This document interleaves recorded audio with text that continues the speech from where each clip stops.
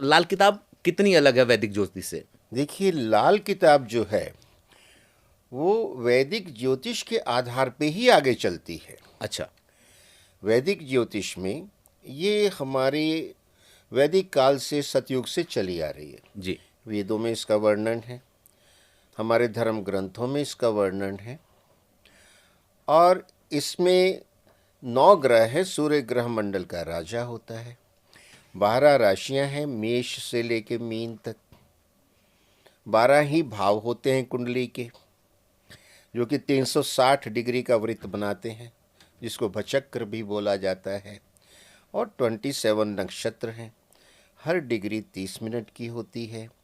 हर नक्षत्र 13 degree 20 minute का होता है। और नक्षत्र के 4 चरण होते हैं, प्रथम, द्वितीय, तृतीय और चतुर्थ। वो 3 डिग्री 20 मिनट का होता है। अब कुंडली बनती कैसी है, सवाल ये है। जिस समय जातक का जन्म होता है उस समय ईस्ट हॉराइजन पे जो राशि उदित हो रही हो वो सबसे ऊपर लिखी जाती है, लगन कहलाती है, असेंडेंट कहलाती है कुंडली का। ठीक है। ये एक मार्क हो गया।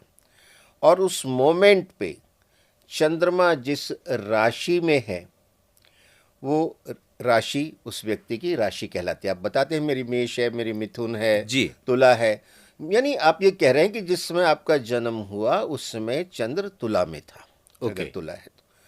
और जो नक्षत्र है, चंद्रमा किस नक्षत्र में ट्रेवल कर रहा है उस समय, वो आपका नक्षत्र है। और कौन से चरण में है, वो नक्षत्र का चरण है। तो चंद्रमा बैठा दिया, लगन डिसाइड हो गया। लगन 1 से 12 तक कुछ भी हो सकता है और राशि भी 1 से 12 तक कुछ भी हो सकती है। जी। लेकिन जैसे ही इवेंट हुई, जन्म हुआ बालक का, वो कुंडली रुक गई। मतलब ग्रह रुक गए सारे, ग्रह इसलिए कुंडली मतलब बन उसके गई। ग्रह चल रहे हैं, लेकिन उस मोमेंट के लिए उस जो है फोटो खींच ली आपने। ठीक है। तो जो उदित हो रही थी राशि ईस्ट होराइजन में, जी। पूर्व क्षितिज पे, जी। वो तो हो गई लगन। ठीक है। और जहाँ चंद्रमा है, मान लीजिए तुला में था, तो वो जो है तुला राशि हो गई। ओके। और मान लीजिए वो स्वाति नक्षत्र है तो उसका नक्षत्र स्वाति हो गया। और बाकी ग्रह जिस समय उस समय जहाँ जहाँ थे वह बैठा दिए गए। और ये बन गई वैदिक कुंडली। ओके। अब लाल किताब में कुंडली यही रहेगी, यानी अच्छा। वैदिक ही उसका आधार है, नवग्रह ही उसका आधार है। लेकिन लाल किताब ना तो राशि को मानती है, ना नक्षत्रों को मानती है। वो कहती इतनी दुविधा में आम आदमी को क्यों डाला जाए, सिंप्लिसिटी कर देती है। ओके। वो कहती है हम पक्के घरों की बात करेंगे। अच्छा।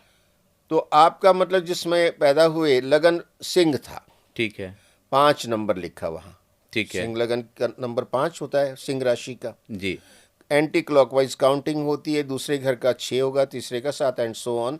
12वें घर का 4 नंबर आएगा। जी। अब लाल किताब कहती है ये कंफर्म, मुझे कंफ्यूजन नहीं चाहिए। घर तो पहला है, नंबर 5 लिखा है। घर 12वां है, वहाँ 4 लिखा है। छोड़ दो इसको, जी। मिटा दो सारे नंबर। ठीक है। सारे राशियों के नंबर मिटा दिए। ओके। अब जो सबसे ऊपर जिस जहाँ सिंह राशि थी वहाँ 1 लिख दिया। ओके। दूसरे खाने में 2 लिख दिया। ये एक क्लॉकवाइज। एंटी क्लॉकवाइज अच्छा, एंटी चलती, क्लॉकवाइज। एंटी क्लॉकवाइज चलती। ठीक है। और लास्ट खाने में 12 लिख दिया। ओके। कुंडली चाहे आपकी किसी भी लगन की हो, जी। ग्रहों को नहीं छेड़ा गया है, सिर्फ राशियों को भुला दिया गया है। और 1 नंबर से लिख के ये बनती है काल पुरुष की कुंडली।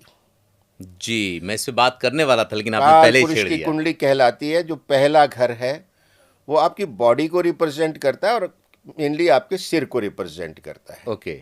दूसरा घर आपकी वाणी को करता है, फेस को। जी। ठीक है। जी। तीसरा घर आपके सीने को करता है। हम्म। और इस तरह करते करते सब अंगों को कवर करते हुए 12वां घर जो है आपके तलवों को तक पहुंच जाता है। ठीक है। तो ये काल पुरुष की कुंडली, काल पुरुष का व्यक्तित्व है ये। ग्रह हमने नहीं छेड़े। जी। लाल किताब ये कहती कि पहले घर का जो स्वामी है वो मंगल है। पहले घर को उन्होंने मेष राशि मान लिया है। ओके। यानी वहां राशि सिंह थी, लेकिन वो कहता नहीं, ये तो मेष है। पहला घर मेष राशि, वो मंगल उसका स्वामी है और उसका कारक सूर्य है। यानी मंगल वहां बैठा है या सूर्य वहां बैठा है तो बहुत प्रबल होगा। वो जातक अलग ही दिखेगा एनर्जी में। हम्म। दूसरे घर का स्वामी यानी दूसरी राशि का स्वामी कौन है? वृषभ का शुक्र है। दूसरा घर है तो शुक्र का, लेकिन उसका कारक गुरु है। हम्म। अब इसी तरह काउंट करते करते जैसे 10वां घर है, हम्म। पहले 9वां लेते, 9वां घर भाग्य स्थान है, हम्म। उसका स्वामी धनु राशि हो गई वहां। हम्म। मतलब आपकी कुंडली में कुछ भी था भूल जाइए उसे, लाल किताब ने उसको 9 नंबर दे दिया 9वें घर को। धनु राशि का स्वामी गुरु है, जी। उसका स्वामी, उसका कारक भी गुरु है, बहुत उत्तम स्थान है। 10वां भाव आपके जो है कर्म का है, हम्म। तो 10वें भाव का स्वामी यानी मकर राशि का स्वामी शनि है, हम्म। तो उसका स्वामी शनि हो गया, वो शनि का पक्का घर हो गया, कारक भी शनि है और सूरज है।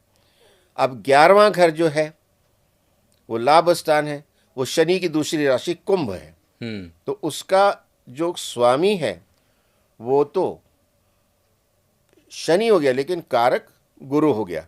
और 11वां भाव आपका है वो दिखाता है न्यायालय को, कोर्ट्स जो हैं आपके, हम्म। न्याय व्यवस्था है उसको दिखाता है।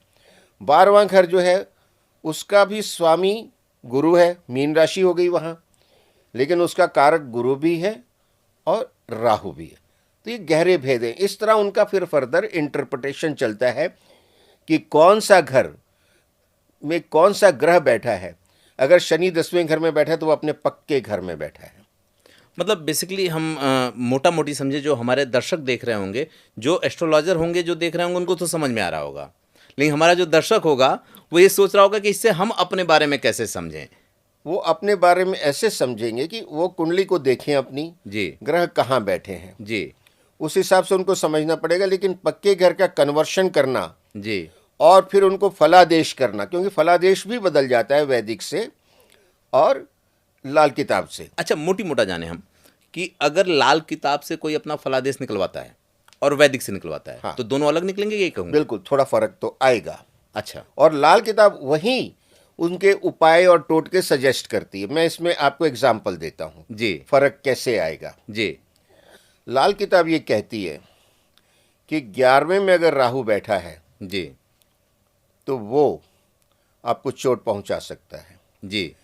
लेकिन 11वें में जो वैदिक है वो कहती है राहु बहुत लाभदायक है। वो अच्छा। कहती एकादश भाव में क्रूर ग्रह बहुत शुभ फल देते हैं। यहाँ आ जाता है उसमें डिफरेंस। फिर लाल किताब ये कहती है जी। कि 10वें घर में मंगल बहुत अच्छा प्रभाव देता है, उसका उच्च की राशि है। जी। और चौथे घर में गुरु बहुत अच्छा प्रभाव देता है, जी। वो इंद्र आसन हो जाता है। जी। और उसी तरह 7वें घर में शनि की जो है शुक्र का घर है, लेकिन उसमें शनि बैठ गया तो वो उतना अच्छा प्रभाव नहीं दे पाएगा। लेकिन ये जो वैदिक है वो कहती है शनि का जो उसमें डायरेक्शनल फोर्स है 7वें घर में मैक्सिमम हो जाती है। तो इस तरह से उसमें डिफरेंस आता है। अगर वैदिक में 7 नंबर राशि आपके पहले खाने में आ गई लगन में और वहां सूरज बैठा, वो नीच का हो गया, क्योंकि 7वें घर में यानी तुला राशि में वो नीच का होता है सूर्य। लेकिन लाल किताब ये कहती है कि पहला पक्का घर मंगल का है और सूर्य वहां अच्छा प्रभाव देगा और मंगल उसका कारक है। तो ये देखने में आया कि अगर सूर्य नीच का भी लगन में बैठा है तो वो लाल किताब का पक्का घर होने के कारण बहुत अच्छे फल दे जाता है। कितना कंट्राडिक्शन है। नहीं, मैं कंट्राडिक्शन के साथ मैं ये देख रहा हूँ कि लाल किताब और वैदिक ज्योतिष की लड़ाई भी खूब होती होगी आपस में। यस, मतभेद होते हैं, लेकिन एक ही बाप के 2 बच्चे हैं, डिफरेंस ऑफ ओपिनियन है, लेकिन बाप वैदिक एस्ट्रोलॉजी ही है।